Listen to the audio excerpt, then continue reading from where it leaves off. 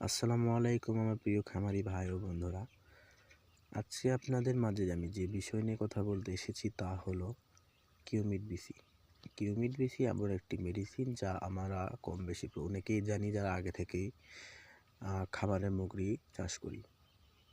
তো আজকে আমি কিউমিড বিসি নিয়ে যে বিষয়টি আপনাদের মাঝে নিয়ে এসেছি যা অনেকেই অবগত আছেন। তো কিউমিড বিসি একটি মেডিসিন, এটি হলো কোরিয়ান। এটা সম্পূর্ণ কোরিয়ান, এটি আমাদের কোনো বাংলাদেশি বা ইন্ডিয়ান এরকম কোনো ওষুধ না। কিউমিড বিসি শুধুমাত্র কোরিয়ান একটি ওষুধ।